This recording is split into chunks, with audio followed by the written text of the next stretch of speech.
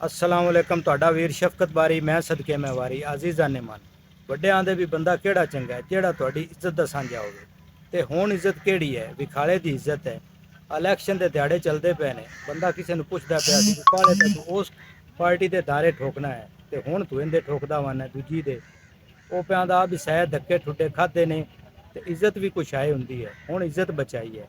ਲੈ ਬੰਦਾ ਪੁੱਛੇ ਵੀ ਕਿਹੜੀ ਇੱਜ਼ਤ ਬਚਾਈ ਹੈ? ਇੱਜ਼ਤ ਬਚਾਉਣ ਦੀ ਖਾਤਰ ਤਾਂ ਲੋਕ ਜਾਨਾਂ ਦੇ ਨਜ਼ਰਾਨੇ ਦੇ ਦਿੰਦੇ ਸੀ, ਜਾਨਾਂ ਕੁਰਬਾਨ ਕਰ ਦਿੰਦੇ ਸੀ।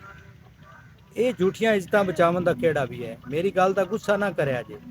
ਬੰਦਾ ਜਿਹੜਾ ਕੁਝ ਜਿੱਥੇ ਬੈਠਾ ਹੈ ਨਾ, ਉਹ ਆਦੀ ਕੁਰਸੀ ਬਚਾਉਂਦਾ ਪਿਆ ਤੇ ਜਿਨ੍ਹਾਂ ਵਾਸਤੇ ਅਸੀਂ ਇਹ ਮਾਰ ਦਾੜ ਕਰਕੇ ਤੇ ਇਕੱਠਾ ਕੀਤੀ ਜਾਂਦੇ ਹਾਂ, ਕੱਲ ਨੂੰ ਪਤਾ ਨਹੀਂ ਉਹਨਾਂ ਨੇ ਸਾਡੀ ਕਬਰ ਤੇ ਦੁਆ ਵੀ ਮੰਗਣੀ ਕਿ ਕੋਈ।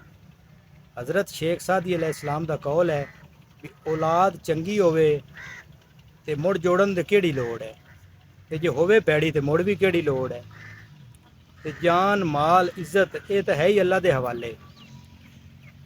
ਜਾਨ ਦਾ ਤਾਂ ਟਾਈਮ ਹੀ ਮੁਕਰਰ ਹੈ। ਆ ਘਣੀ ਕੀ ਕਰਨੀ ਆ? ਸਾਡੇ ਨਾਲ ਦੇ ਪਿੰਡ ਜਿਹੜਾ ਹੈ ਨਾ, ਮੌਲਵੀ ਸਾਹਿਬ ਆਏ ਨੇ, ਨਮਾਜ਼ ਪੜਾਈ ਇਹਨੇ, ਬਾਲਾਂ ਨੂੰ ਕੁਰਾਨ ਪਾਕ ਦਾ ਸਬਕ ਦਿੱਤਾ ਇਹਨੇ, ਘਰ ਆ ਤੇ ਚਾਹ ਪੀ ਕੇ ਲੰਮਾ ਹੈ ਤੇ ਅੱਲਾ ਨੂੰ ਪਿਆਰੇ ਹੋ ਗਏ। ਲੈ ਇੰਨਾ ਟਾਈਮ ਲੱਗਿਆ। ਅਸੀਂ ਇਸ ਲਾਲਚੀ ਨਫਸ ਨੂੰ ਰਾਜ਼ੀ ਕਰਦਿਆਂ ਕਬਰ ਦੀਆਂ ਕੱਧਾਂ ਵੇਖ ਲੈਂਦੇ ਹਾਂ, ਪਰ ਇਹ ਰਾਜ਼ੀ ਨਹੀਂ ਹੁੰਦਾ। ਇਹ ਅਸੀਂ ਇੱਜ਼ਤਾਂ ਝੂਠੀਆਂ ਨਹੀਂ ਬਚਾਉਂਦੇ ਪਏ, ਅਸੀਂ ਆਦੀਆਂ ਜਾਨਾਂ ਬਚਾਉਂਦੇ ਵਾਨੇ ਹਾਂ।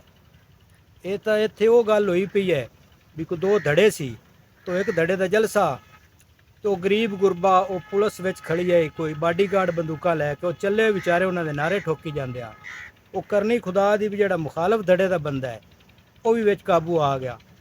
ਉਹ ਉਹਨਾਂ ਬੰਦੂਕਾਂ ਦਾ ਚੱਲਿਆ ਹੋਇਆ, ਉਹ ਉਹਨਾਂ ਦੇ ਨਾਰੇ ਠੋਕੀ ਜਾਵੇ। ਬੰਦਿਆਂ ਉਹਦੇ ਕੋਲ ਪੁੱਛਿਆ ਵੀ ਤੂੰ ਤਾਂ ਮੁਖਾਲਫ ਧੜੇ ਦਾ ਤੇ ਨਾਰੇ ਇਹਨਾਂ ਦੇ ਠੋਕੀ ਜਾਂਦਾ।